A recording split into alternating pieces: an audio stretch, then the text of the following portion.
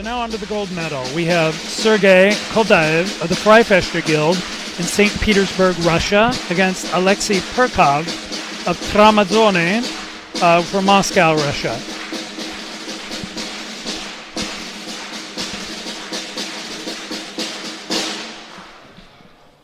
Fencing in the blue corner from Freifechtergilde in Russia, Sergey Kultaev.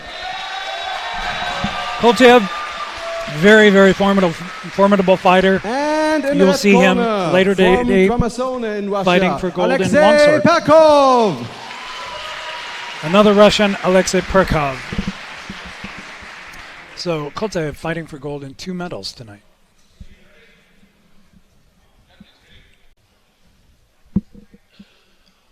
Kultaev from the Freifechtergilde and Perkov in red. Right, Perkov from Tramazzone in Moscow and Kultaev from St. Petersburg, again in Russia. It's interesting to see the comparison between the way he fights with Rapier and Dagger and the way he fights in longsword. It's very similar. The stance, the posture, the guard, very much the same. Also sort of a waiting game, but going on the offensive when necessary.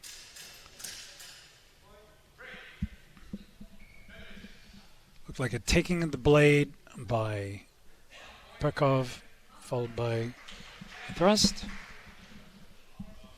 I think it landed on the arm, maybe, 1 point.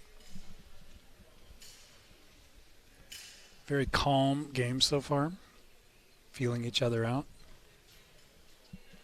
Not sure if these two know each other. Beautiful thrust by Perkov. And you saw that he very quickly covered. I saw him cover the after blow. And the judges agree, so he gets 3 clean points. Very nice fencing by Alexey Perkov. Tramazzone.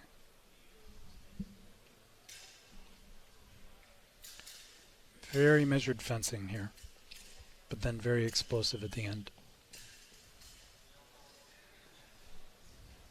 Both sides feeling the other's blades. Oh, and a beautiful sort of a sliding thrust moving along the blade by Kultaev. Look at this. Going in on the pass and then following it up with a dagger thrust to the chest. Very nice.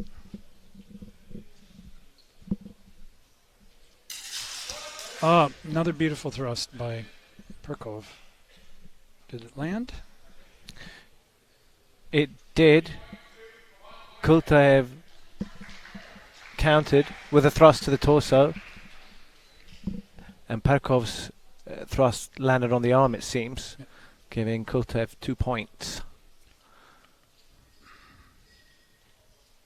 Perkov making a feint between the sword and dagger. It's always the place you want to be in Rapier and Dagger. Beautiful thrust in between and a cover of the afterblow with the dagger. Judges see it differently.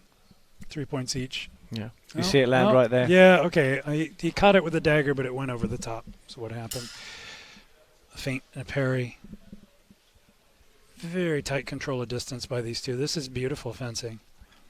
Sometimes the Russians get a bad rap for ugly fencing in the finals, but this is beautiful fencing, I think. Nice, tight, clean, controlled, precise. Beautiful thrust by Kultaev, running out to the side.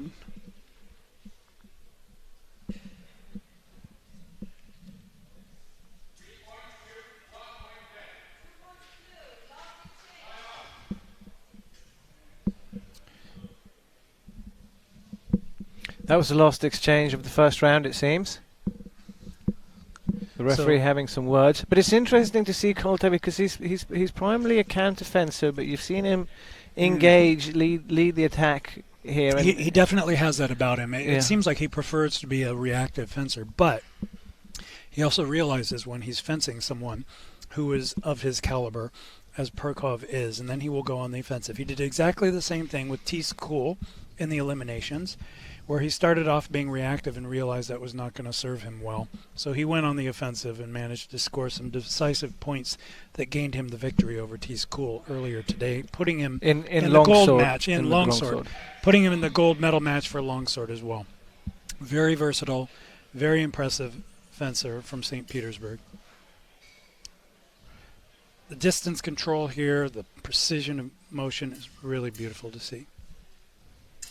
And Perkov, Lovely thrust by Perkov. Perkov's looking for the same opening here. Yes, He's looking for the beautiful opening between the knife, right. the dagger, and the blade. Right, that's always And where you want to be in Rapier and Dagger. Beautiful unanswered thrust by Alexey Perkov to the torso of Sergey Kultaev. Very close fight so far. Look at this score. Right, so now we have the end of round. So the pause we had before, it seems to have been a timeout. The referee wanted to address Kultaev for something. I have to say, we're at a tie. Scott, I have to say this. I think this may be the best Rapier and Dagger final I've ever seen. There you are, Kultaev. So clean. Kultaev in picture there. He's so stoic. When He walks down. is, and like carved out of granite. With a nose that has clearly been broken at some point in time. There seem to be a lot of those in HEMA. Yeah. Brazilian Jiu-Jitsu gets cauliflower, and boxing get cauliflower ears. HEMA folks seem to sport scars on their heads and broken noses. I have to tell you how happy I am with this bout here. I mean, I'm very, very impressed.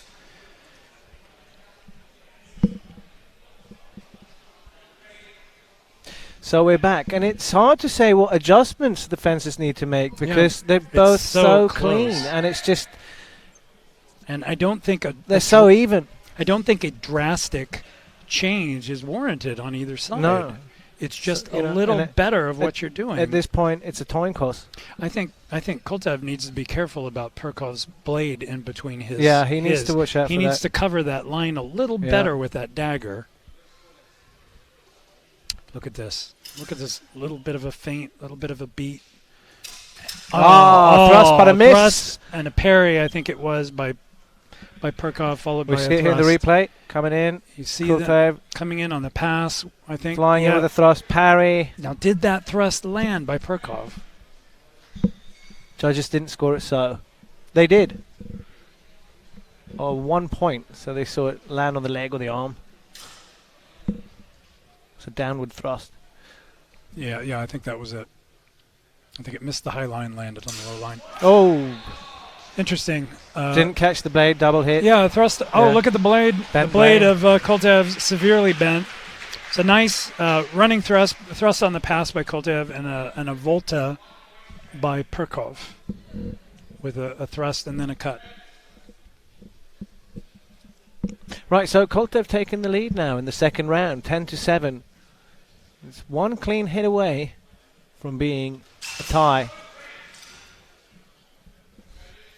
Thrust by Perkov, closing in. I think maybe it was a dagger by Kultaev.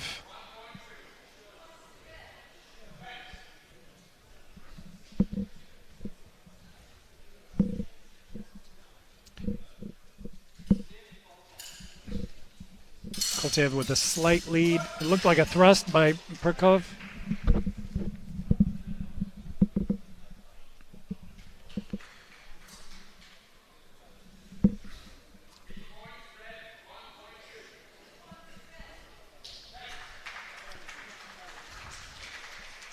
So we have a change again. Now Perkov takes the lead. It is a seesaw fight here. Yeah, it's been up and down for 6 minutes. And well deserved. Well deserved. I mean, this is anyone's game at this point still.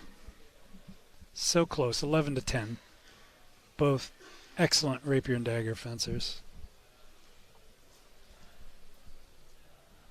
This is the kind of fencing you want to see in a final. Beautiful thrust by Kultaev that lands. I thought there was also an attempted volta by Perkov that also landed. He didn't void but I think he hit in return. You see that action there when both fly in on each other? both But the idea there is to catch the opponent's dagger. It's not a suicide attack. You're trying to do two simultaneous moves where you're thrusting with the sword and parrying with the dagger. It is an and sometimes you miss and you get those double hits. It is an exercise in coordination, this here, between left and right hand. Tension in the air. You can cut with a knife. Feint. Oh, beautiful thrust, but it looked like it went past.